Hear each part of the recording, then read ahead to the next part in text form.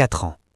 1460 jours de vie commune, de projets partagés, de rire au petit déjeuner et de silence apaisé devant un film le dimanche soir. Quand on vit avec quelqu'un depuis aussi longtemps, on finit par croire que l'on connaît chaque recoin de son âme, chaque battement de son cœur, chaque inflexion de sa voix. Léa était, pour moi, une évidence. Nous nous étions rencontrés lors d'un vernissage, un soir de pluie, et depuis cet instant, nos vies s'étaient entrelacées avec une fluidité presque effrayante. Nous avions construit notre nid dans un bel appartement du 11e arrondissement de Paris, un espace que nous avions décoré ensemble, meuble après meuble, souvenir après souvenir. Léa était architecte d'intérieur. Elle avait ce don pour transformer le vide en chaleur, pour donner un sens à la lumière. Moi, je travaille dans le conseil en stratégie, un monde de chiffres et de prévisions qui me semblait soudainement moins aride grâce à elle. Elle était ma boussole, mon point d'ancrage. Durant ces 4 années, il n'y avait jamais eu de nuages sérieux, juste les petites frictions habituelles du quotidien qui, au final, ne faisaient que renforcer notre lien.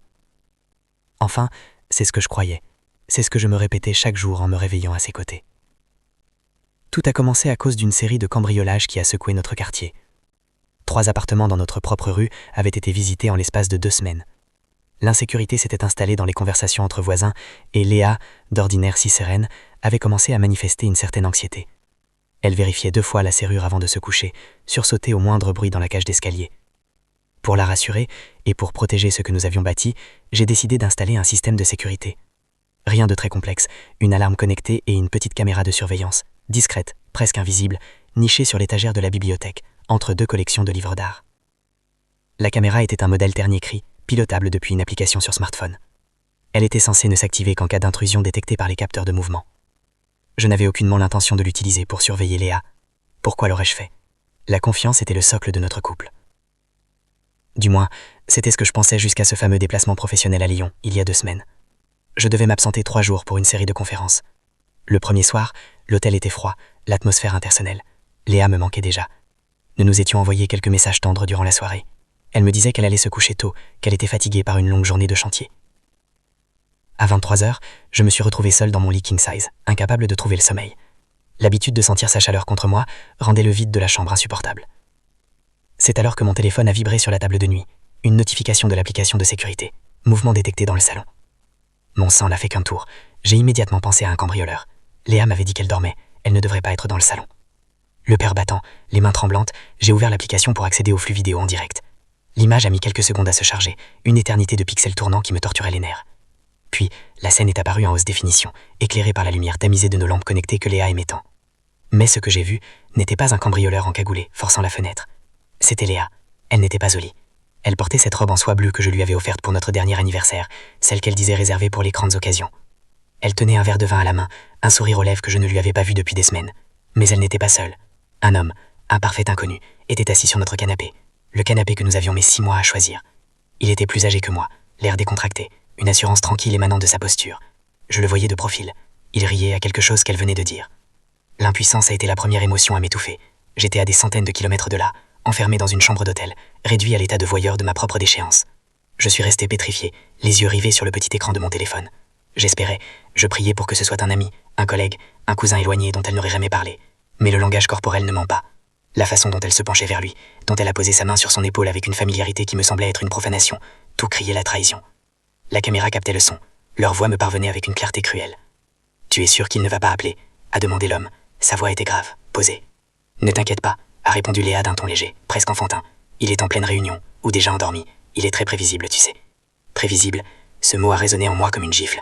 Mon sérieux, ma stabilité, tout ce que je pensais être des qualités pour construire un foyer, était devenu à ses yeux des faiblesses, des traits d'ennui.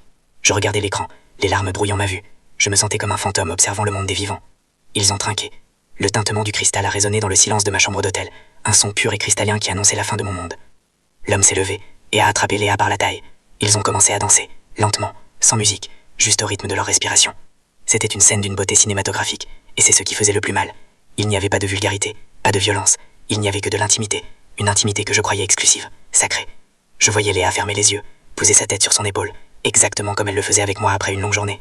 À cet instant, j'ai ressenti un vertige insupportable. Chaque souvenir des 4 dernières années a commencé à se teinter de toutes. Combien de fois cela s'était-il produit ? Combien de fois m'avait-elle regardé dans les yeux en me disant qu'elle m'aimait, alors qu'elle attendait que je franchisse la porte pour abaisser Tob ? Les soirées entre filles, les réunions qui s'éternisent, tout s'écrouler comme un château de cartes sous le vent de la vérité. J'aurais pu couper l'application, j'aurais pu appeler Léa sur l'instant, la confronter à travers le haut-parleur de la caméra, hurler ma douleur et ma rage, mais je n'ai rien fait. J'étais fasciné par le désastre, comme on regarde un incendie dévorer sa propre maison. Je voulais voir jusqu'où irait le mensonge. Je voulais des preuves irréfutables pour nourrir ma haine, car l'amour, lui, refusait encore de mourir tout à fait. Ils se sont assis à nouveau, il a pris sa main, et a commencé à jouer avec ses doigts, ceux-là même qui portaient la bague de fiançailles que je lui avais offerte sur les quais de la Seine. Il parlait d'avenir, pas de mon avenir avec elle, mais de leur projet à eux. Il parlait d'un voyage en Italie, de s'évader loin de la routine, loin de cette vie qu'elle décrivait maintenant comme étouffante. Chaque mot était un poignard. Je me suis vu à travers ses yeux. L'homme ennuyeux qui rentre à 19h, qui parle de ses dossiers, qui prévoit les vacances 1 an à l'avance. Je pensais la sécuriser, je l'ennuyais. Je pensais l'aimer, je l'emprisonnais. Mais le pire, c'était cet inconnu qui occupait mon espace, qui utilisait mes verres, qui s'asseyait sur mon canapé. C'était une invasion, une violation de mon sanctuaire. La vidéo a duré près de 2 heures. 2 heures durant lesquelles j'ai vieilli de 10 ans. Quand l'homme est enfin parti, Léa l'a raccompagné jusqu'à la porte d'entrée, hors du champ de la caméra. J'ai entendu le bruit du verrou, puis le silence est revenu dans le salon. Elle est revenue seule dans la pièce, a ramassé les verres, a éteint les lumières. Avant de quitter le salon, elle s'est arrêtée un instant devant la bibliothèque, là où se trouvait la caméra. Elle a semblé fixer l'objectif pendant 1 seconde, un frisson m'a parcouru. Savait-elle ? Avait-elle eu un éclair de conscience ? Non, elle a simplement ajusté un livre qui dépassait et a disparu dans le couloir menant à notre chambre. Je suis resté là, dans le noir, le téléphone éteint, la main crispée sur les draps. Le silence de Lyon était assourdissant. Je devais passer encore 2 jours ici, faire semblant de m'intéresser à des stratégies d'entreprise, de serrer des mains, de sourire. C'était une torture. J'ai passé la nuit blanche, à fixer le plafond, à repasser la scène en boucle dans ma tête. La robe bleue, le rire, le mot prévisible. Le lendemain était un flou artistique. Mes collègues me demandaient si j'allais bien. Je répondais que j'avais mal dormi, que c'était le changement d'air. J'agissais comme un automate. Le soir, j'ai reçu un message de Léa. « Tu me manques, mon cœur. Hâte que tu rentres demain. » Je n'ai pas répondu. Je ne pouvais pas. Si j'écrivais un seul mot, j'avais peur qu'il ne soit imbibé de venin. Le voyage de retour en TGV a été le trajet le plus long de mon existence. Chaque kilomètre me rapprochait d'une confrontation que je redoutais autant que je l'espérais. J'avais enregistré la séquence vidéo sur mon téléphone. C'était mon arme, ma preuve, mais aussi le testament de ma vie passée. Je suis arrivé devant notre immeuble en fin d'après-midi. Le soleil déclinait, jetant des ombres allongées sur les pavés. J'ai monté les escaliers lentement, chaque marche pesant 1 tonne. J'ai introduit la clé dans la serrure. Ce geste, que j'avais fait des milliers de fois avec un sentiment de soulagement, me paraissait maintenant être une effraction. Léa était là, dans la cuisine. Elle préparait le dîner. L'odeur du basilic et de l'ail flottait dans l'air. Elle s'est retournée, radieuse, un sourire magnifique scotché sur le visage. « Coucou toi. Alors, ce voyage ?» Elle s'est avancée pour m'embrasser. Je me suis reculé. Le sourire sur ses lèvres s'est figé, remplacé par une expression d'incompréhension feinte. « Qu'est-ce qu'il y a, Thomas ? Tu as l'air ailleurs. » J'ai vu la vidéo, Léa. Le silence qui a suivi a été total. Un silence de fin du monde. Son visage s'est décomposé par étapes. D'abord la confusion, puis le déni, et enfin, cette pâleur cadavérique quand elle a compris de quoi je parlais. Elle n'a pas demandé. Quelle vidéo ? Elle savait. « Thomas, je peux expliquer » a-t-elle murmuré, sa voix perdant toute son assurance. « Expliquer quoi ?» ai-je répondu, ma voix tremblante d'une colère contenue. « Que je suis prévisible, que notre vie est étouffante, que tu prévois de partir en Italie avec un homme dont j'ignore même le nom. » Elle s'est effondrée sur une chaise de la cuisine. Elle a commencé à pleurer, mais je ne ressentais aucune pitié. Je voyais simplement l'architecte qui essayait de réparer une structure déjà écrolée. C'était une erreur. Je me sentais seul. Tu travailles tellement. Seul, ai-je coupé. On vit ensemble, Léa. On dort ensemble. Si tu te sentais seul, tu aurais pu m'en parler. Mais tu as choisi d'ouvrir notre porte à un inconnu. Tu l'as laissé entrer dans notre intimité, dans notre foyer. Elle a tenté de se lever, de me prendre les mains. Je me suis écarté à nouveau. Le contact de sa paume était devenu insupportable. Qui est-ce ? Personne. Juste quelqu'un que j'ai rencontré au travail. Ça ne veut rien dire, Thomas, je te jure. Ça ne veut rien dire. Vous parliez de votre futur. Tu portais ta robe bleue. Ne me mens pas encore une fois. J'ai tout vu. 2 heures. Je vous ai regardé pendant 2 heures. L'aveu de mon voyeurisme forçait la glacée. Elle a réalisé que je n'avais pas juste un soupçon, mais le film complet de sa trahison. Elle a cessé de nier. Son regard est devenu dur, presque provocateur. Et alors, a-t-elle lancé avec une soudaine amertume. Tu m'espionnais. C'est ça ton idée de la confiance. Cette inversion de la culpabilité m'a laissé sans voix. C'était donc ça, la défense. Attaquer le messager pour ne pas regarder le message. J'ai installé cette caméra pour nous protéger des cambrioleurs, Léa, pas pour te surveiller. Mais il semble que le plus grand danger était déjà à l'intérieur. La discussion a duré une partie de la nuit, une joute verbale épuisante où les reproches s'entrechoquaient. Elle me reprochait mon absence émotionnelle, mon obsession pour le travail, ma routine rassurante mais mortelle.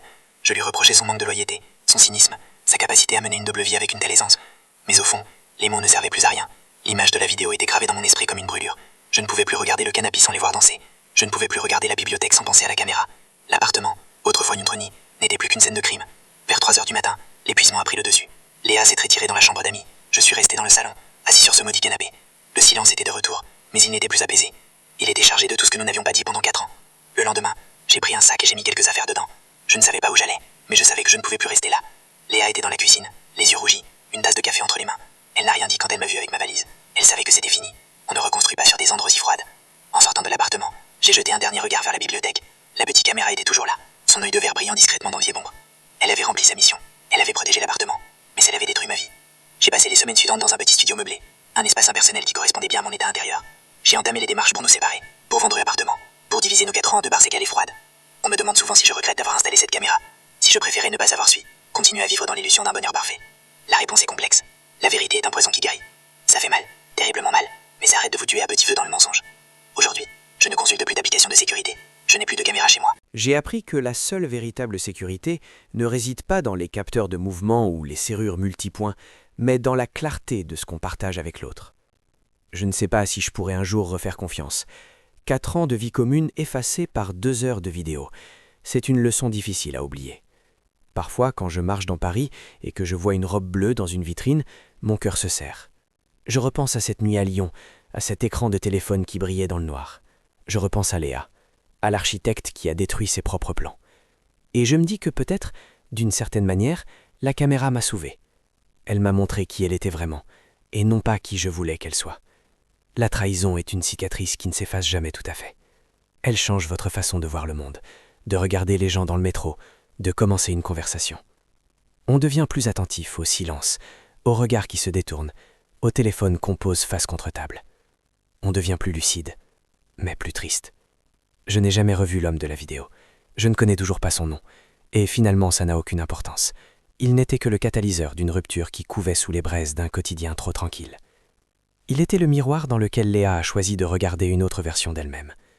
Aujourd'hui, je reconstruis. Lentement, je m'achète de nouveaux meubles, des objets qui n'ont pas de passé, pas de souvenirs attachés à eux. J'essaie de retrouver ce Thomas d'avant le vernissage, celui qui ne craignait pas le vide. Et parfois le soir, je regarde par la fenêtre de mon nouveau chez-moi, vers les lumières de la ville, et je me dis que la vie est faite de ces moments de rupture brutale qui nous obligent à nous redéfinir. Je suis un homme de 32 ans, j'ai aimé intensément, j'ai été trahi cruellement, et je suis toujours là. L'image sur l'écran s'est éteinte, mais la vie, elle, continue de tourner, sans caméra pour la filmer, dans la vérité crue, et parfois magnifique de chaque instant. Il m'arrive encore, dans mes moments de faiblesse, d'ouvrir l'application, même si je sais que la caméra a été débranchée depuis longtemps.